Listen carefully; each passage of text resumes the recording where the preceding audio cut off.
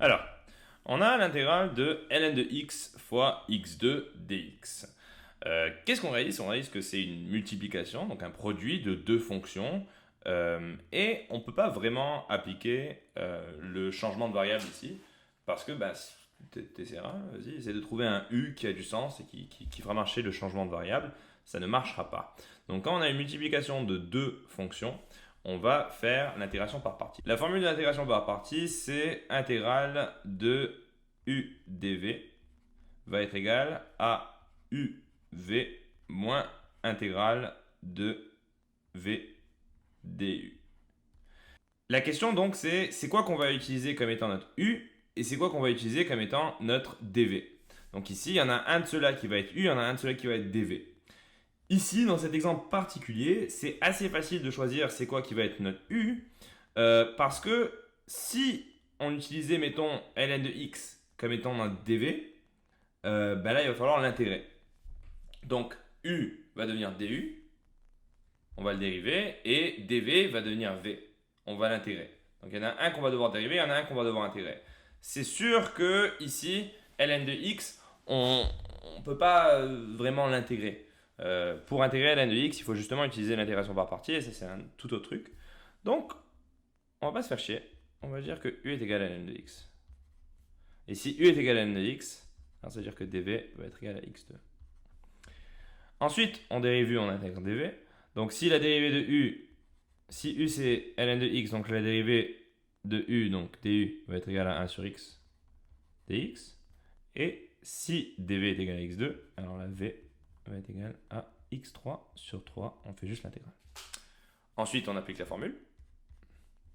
Et si on applique la formule, donc ça va devenir uv, donc ln de x fois x3 sur 3, moins intégrale de duv, donc 1 sur x fois x3 sur 3. Et on espère que cette intégrale sera plus facile à faire. Et là tu me dis, absolument Ben, je ne suis pas un bébé. Et x3 sur x, ça devient x2, on peut sortir le 1 tiers. Et je peux absolument faire l'intégrale de x2. C'est pas un problème pour moi. Je sais que c'est x3 sur 3. D'ailleurs, Ben, je t'ai vu le faire ici au début du vidéo. Très bien, calme-toi. Donc, on réécrit tout ça. Ça va faire ln de x fois x3 sur 3. Je m'excuse, j'écris comme la merde aujourd'hui. Moins 1 tiers de x3 sur 3. Et si on voulait faire ça très très joli, bon, on rajoute un plus c là pour ne pas perdre des points à l'examen. On pourrait mettre en évidence un x3 sur 3. On a fini, hein, by the way, on est juste en train de rendre ça joli. Donc ln de x moins 1 tiers. Et regarde comment c'est joli. Hein, on a fait l'intégrale, on est content. On a trouvé l'intégrale de ln de x fois x2. On va faire une un peu plus compliquée. Intégrale de e à la 2x fois x2 dx. Alors là, les deux, on peut les dériver, les deux, on peut les intégrer. C'est pas vraiment un problème, on n'est pas limité par ça. Donc lequel on va choisir comme étant notre u, lequel on va choisir comme étant notre dv. Mon conseil, c'est choisir un u qui va te simplifier la vie. Donc choisis un u qui va avoir une certaine notion de progrès plus tard. Et si tu comprends pas ça maintenant, ce que ça veut dire, ok, ne fais pas chier, juste fais que u est égal à whatever la puissance. Si on a une puissance et un exponentiel, choisis u comme étant la puissance. Et on va comprendre pourquoi après. Donc si u est égal à x2, ça veut dire que dv est égal à e à la 2x. Si u est égal à x2, ça veut dire que du est égal à 2x, la dérivée. Et si dv est égal à e à la 2x, ça veut dire que v va être égal à e à la 2x divisé par 2. Comment j'ai fait ça?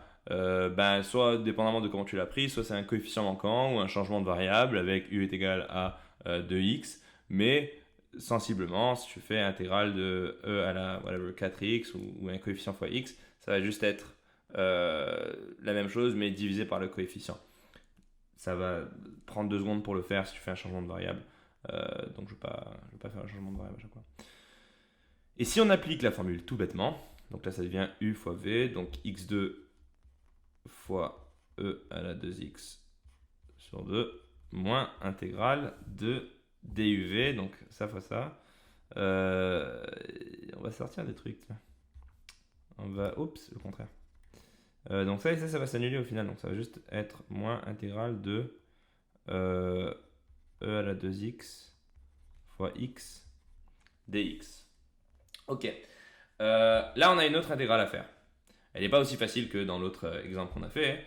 Et par contre, elle est un peu plus facile que celle qu'on avait. Pourquoi? Parce que la puissance de notre terme en puissance, donc c'est-à-dire x2, maintenant, elle est de 1. Le degré est de 1. On a réduit de 1 et donc on a rendu ça plus facile à faire. Donc c'est pour ça en fait que quand on a une puissance, c'est ça qu'on va choisir comme étant u. Et on va continuer de faire des bonnes décisions et faire une autre intégration par partie sur cette intégrale et choisir u comme étant notre puissance. Donc c'est-à-dire u va être x et dv va être égal à e à la 2x. Si u est égal à x, alors la du va tout simplement être égal à dx, c'est-à-dire 1. Et si dv est égal à e à la 2x, alors la v va tout simplement être égal à e à la 2x sur 2. On est rendu habitué, on sait comment faire ça. Et si on réécrit tout ça, alors là, ça va être égal à x2 fois e à la 2x sur 2, cette partie on a déjà fait, moins, et faisons cette intégrale.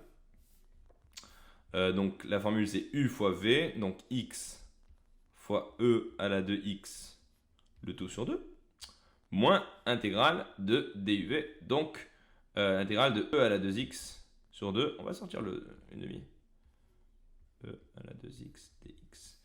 Et voilà, on a une belle petite intégrale, cette fois-ci qui est vraiment facile à faire. D'ailleurs, on l'a déjà fait 2 fois. Donc, on peut intégrer, on n'a pas besoin de faire une autre intégration par partie. Donc, ça fait ici x2 fois e à la 2x sur 2 moins x fois e à la 2x sur 2. Et ici, moins fois nanana. Donc, ça va faire plus, et plus une demi. Et faisons là, et l'intégrale donc de e à la 2x, c'est e à la 2x sur 2. Et on rajoute un plus c parce qu'on est gentil. Si on a une intégrale qui a la forme suivante, c'est-à-dire, mettons e à la x fois sin de x dx. Donc qu'est-ce qu'on réalise? On réalise qu'on a une exponentielle et une fonction trigonométrique.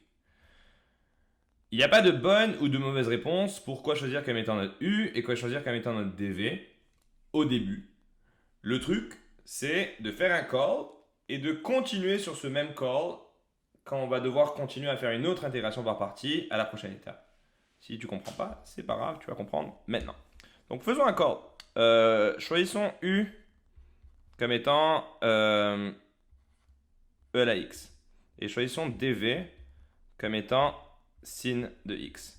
Alors si u est égal à e à la x, alors du va être égal à e à la x dx. Et si dv est égal à sin de x, alors là v va être égal à l'intégrale de sin de x, donc c'est moins cos de x. Jusqu'ici tout va bien, on applique la formule comme si de rien n'était, donc c'est u fois v, donc c'est moins e à la x cos de x, moins intégrale de duv, et donc de en fait, plus l'intégrale de e à la x cos de x. Bon, encore une fois, une autre intégrale par partie avec une fonction exponentielle et une fonction trigo.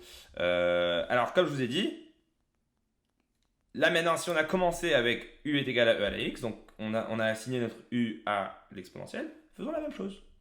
Donc, faisons que u est égal à e à la x et que dv va être égal à cos de x. Et regardons ce qui se passe. Donc u est égal à e à la x, donc du va être égal à e à la x dx. Et dv est égal à cos de x, et donc v va être égal à sin de x. On va arranger ça ici. Un x. Très bien. Et si on réécrit tout ça, donc ça fait moins e à la x cos de x plus, et on applique la formule. Donc ça va faire u fois v, donc e à la x sin de x, moins intégrale de duv, donc e à la x sin de x dx. Là, ce serait un bon moment pour s'arrêter et de se demander, est-ce qu'on est en train de tourner en rond? Parce que là, on demande l'intégrale de e à la x dx, et on peut continuer et le faire et avoir une autre étape. Et ça arrive des fois qu'il y a des intégrales par partie qui ont 3 étapes ou même plus. Mais si on revient à l'intégrale initiale, qui est le cas, donc là on revient à l'intégrale de e à la x sin de x, et bien là il est temps de prendre un peu de recul et de se dire qu'est-ce qu'on cherche en fait. On cherche l'intégrale de e à la x sin de x dx. Donc on a juste à dire, ok, bien on l'appelle juste i. Et on dit que i c'est ce qu'on cherche. Et donc ce qu'on cherche depuis le début c'est i. Right? Alors dans ce cas-ci, ça aussi, on peut juste l'appeler i. Et si ça on l'appelle i, ben là on peut tout réécrire comme étant une équation où il y a juste une variable entre guillemets et c'est i, une variable où il y a juste une inconnue en fait et c'est i. Donc i va être égal à moins e à la x cos de x plus e à la x sin de x moins i. Et là, tout ce qu'il faut faire en fait pour trouver i, ça serait d'isoler i dans cette équation. Donc on ramène i à gauche, on aurait 2i est égal à moins e à la x cos de x plus e à la x sin de x. Ben i, c'est quoi? C'est juste tout ça divisé par 2. Donc c'est moins e à la x cos de x plus e à la x sin de x, le tout divisé par 2. Et évidemment, on rajoute plus c. Et après ça, évidemment, si on veut être plus simple, plus gentil et plus clean, on peut dire que on sort le e à la x, mettons. Et là, ça ferait sin de x moins cos de x, le tout sur 2. Et on rajoute un plus c parce qu'on est gentil.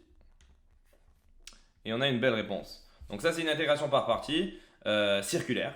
Donc c'est-à-dire qu'est-ce qui se passe si on revient avec la même intégrale que le début. On a fait 3 beaux exemples d'intégration par partie.